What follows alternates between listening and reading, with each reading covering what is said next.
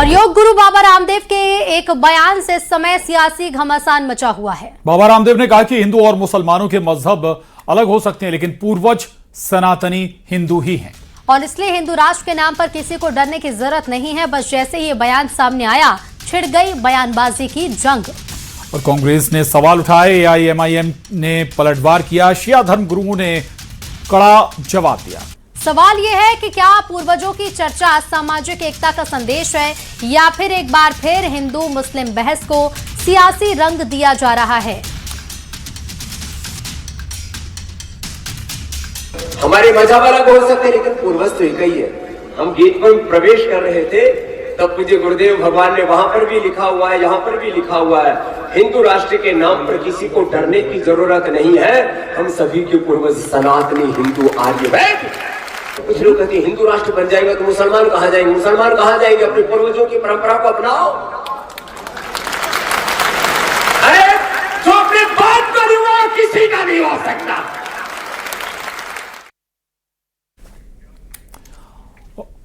और उधर सबको सनातनी बताने पर योग गुरु बाबा रामदेव के बयान पर कांग्रेस और एआईएमआईएम की तीखी प्रतिक्रिया सामने आई है। कांग्रेस और एआईएमआईएम ने क्या कुछ कहा है, सुनिए। सनातनी थे तो फिर यहाँ पर इतने दरारें क्यों डालने की कोशिश की जाती है? सबको सनातनी मान लो ना, दरारें क्यों डालने की कोशिश की जाती है?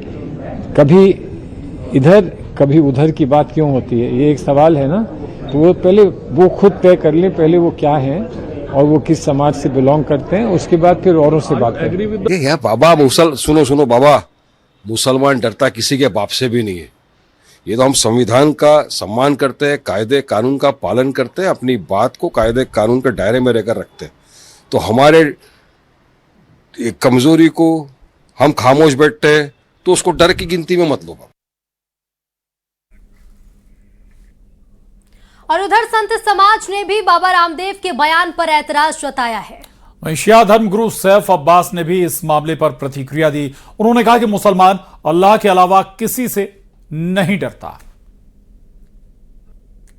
ऋषि महर्षियों की परंपराओं से हट करके यदि हम बात करते हैं, ऋषि महर्षियों की बातों को अवहेलना करते हैं, हमारे पूर्वज जो थे वो ऋषि महर्षियों की संतानें हैं और उनके हिसाब से चलते थे, उनकी विचारधारा से चलते थे। तो आज यदि हमारी उनकी विचारधारा नहीं चल पा रही है तो हम कैसे मान लें कि हमारे पूर्वज एक हैं? हिंदू राष्ट्र एक आपात होगा, आपात की स्थिति में होगा, यानी एक कैलामिटी होगी देश के ऊपर। तो तमाम धर्म के लोग हैं, तमाम जातियों के लोग हैं, ये यादव हैं, जबरदस्ती अपने आप को अग्निहोत्री ब्राह्मण कहते हैं। देखिए, मुसलमान किसी से डरता नहीं है, मुसलमान सिर्फ अल्लाह से डरता है, जिसको आप भगवान कहते हैं। और मैं समझता हूँ हर एक जो है अल्लाह भगवान गॉड इससे डर भी अगर काम होता है तो उसी संविधान के तहत होएगा कि आप हमसे डरिए नहीं। भाई आज आप डरने की बात करते क्यों हैं? हमसे कहा जाता है कि मतलब हमारे हिंदू भाइयों कहा जाता है कि हिंदू खतरे में। भाई किस तरीके से खतरे में? अगर हमें अपनी और आने वाली पीढ़ी के स्वर्णिम भविष्य की चिंता है तो हमें पूर्वजों की परिपाटी का अनुसरण ही करना होगा।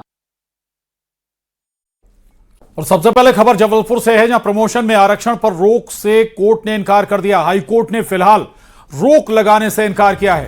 तो हाईकोर्ट की स्पेशल बेंच करेगी फाइनल हियरिंग। इस हफ्ते हो सकती है फाइनल हियरिंग। जबलपुर से ये खबर आपको बता दें, प्रमोशन में आरक्षण पर रोक लगाने से फिलहाल हाईकोर्ट ने इनकार कर दिया है और हाईकोर्ट की स्पेशल बेंच इस मामले की फाइनल सुनवाई करेगी।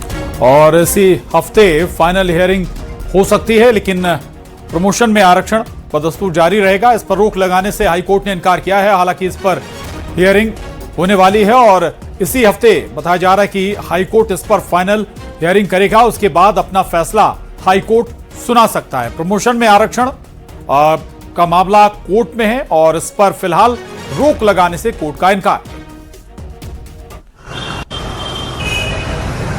आज माननीय हाईकोर्ट में प्रमोशन में आरक्षण के प्रकरणों की सुनवाई नियत थी और अंतरिम राहत के लिए काफ़ी लंबी बहस होने के बाद आरबी राय केस का जब हवाला आया तो माननीय एक्टिंग चीफ जस्टिस साहब को कुछ याद आया और उन्होंने इस केस की स्टेटस में देखा कि उनके ऑफिस का उसमें वकालतनामा मौजूद है, तो उन्होंने इन प्रकरणों की सुनवाई से साफ इनकार कर दिया और अंतरिम राहत देने से भी साफ इनकार कर दिया। और उन्होंने कहा कि इन मामलों की सुनवाई विशेष बेंच द्वारा की जाएगी और आज या कल में मैं विशेष बेंच गठित कर दूंगा और इसकी सूचना संबंधित अधिवक्ताओं तक सर्कुलेट हो जाएगी। इसी हफ्ते इस प्रकरण।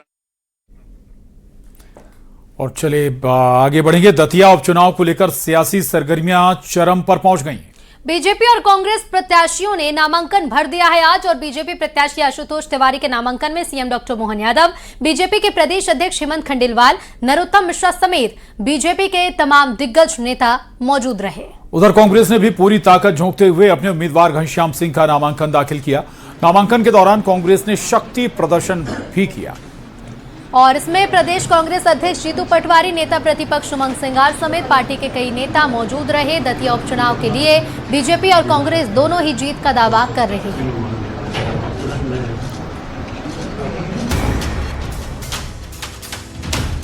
दतिया उपचुनाव को लेकर सियासी सरगर्मी चरम पर पहुंच गई। कांग्रेस प्रत्याशी घनश्याम सिंह ने नामांकन दाखिल कर दिया। नामांकन के दौरान कांग्रेस ने शक्ति प्रदर्शन किया, जिसमें प्रदेश कांग्रेस अध्यक्ष जीतू पटवारी, नेता प्रतिपक्ष उमंग सिंघार समेत पार्टी के कई वरिष्ठ नेता मौजूद रहे। नामांकन के बाद कांग्रेस की ओर से जनसभा का आयोजन भी किया गया, जिसमें कांग्रेस के दिग्गज नेता मौजूद रहे। इस दौरान कांग्रेस नेताओं ने बीजेपी पर जमकर हमला बोला। राजेंद्र भारती जी के निवास से हम एक साथ एक ही मध्य प्रदेश की राजनीति परिवर्तन का दौर की शुरुआत मां पीताम्बरा की इस नगरी से है। कांग्रेस पार्टी 25,000 से ऊपर चुनाव जीतेगी। अब आए, हमारे साथ भी आए। बीजेपी ने प्रत्याशी कितने दिन पहले घोषित किया? एक दिन पहले उनका हुआ, दूसरे दिन मेरा हो गया, कांग्रेस का हो गया। कोई संभाल ले, कोई फर्क नहीं पड़ता। जनता मुद्दों को जानती है, जनता परेशान है, जनता बदलाव के लिए वोट देगी। कांग्रेस पार्टी के विधायक हमारे भारती साहब पहले भी थे और भारतीय जनता पार्टी ने गलत तरीके से सीट को शून्य करवाया, चुनाव झोंक दिया। चुनाव में जनता झोंक दी है। अब आगे भी जो चुनाव होगा उसमें भी हमारे एमएलए जीतेंगे। उधर बीजेपी प्रत्याशी आशुतोष तिवारी पर्चा दाखिल करने पहुंचे। CM doctor Mohan Yadav, BJP के प्रदेश अध्यक्ष हेमंत खंडेलवाल समेत बीजेपी के कई बड़े नेता उनके साथ खड़े नजर आए। नामांकन के दौरान बीजेपी ने शक्ति प्रदर्शन भी किया। बीजेपी ने साफ कर दिया कि दतिया की जनता बीजेपी पर भरोसा करेगी और बीजेपी प्रत्याशी को जिताएगी। उधर सीएम डॉक्टर मोहन यादव ने कहा कि देश में कांग्रेस का कोई वजूद नहीं है, देश से कांग्रेस साफ हो चुकी है।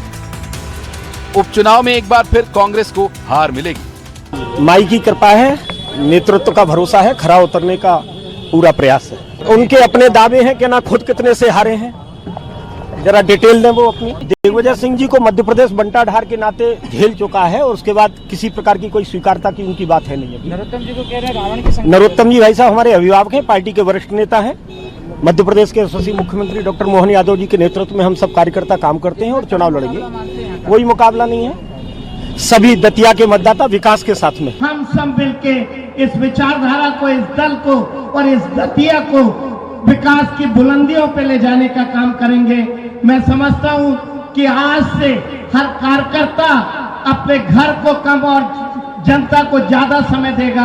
हम सब रिकॉर्ड बहुमत से ये चुनाव जीतेंगे। हम सब मिलके मोहन यादव जी और नरोत्तम मिश्रा जी के नेतृत्व में ये चुनाव भारी बहुमत से जीतेंगे। पूरे देश से धीरे धीरे करके आगे कांग्रेस 80% से ज्यादा हिस्से से कांग्रेस लापता हो गई।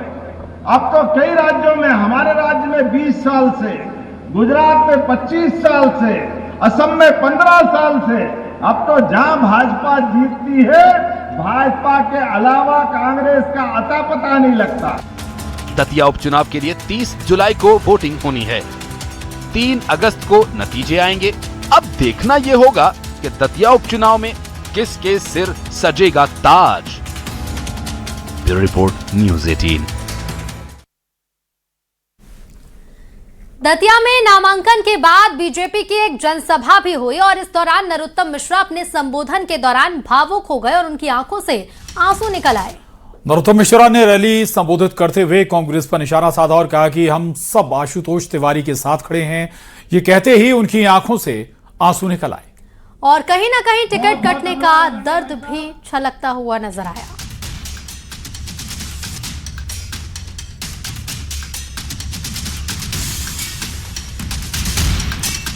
ये तस्वीरें नरोत्तम मिश्रा जब आशुतोष तिवारी के पक्ष में रैली करते हुए भावुक हो गए, आंखों से आंसू निकलते हुए नरोत्तम मिश्रा की।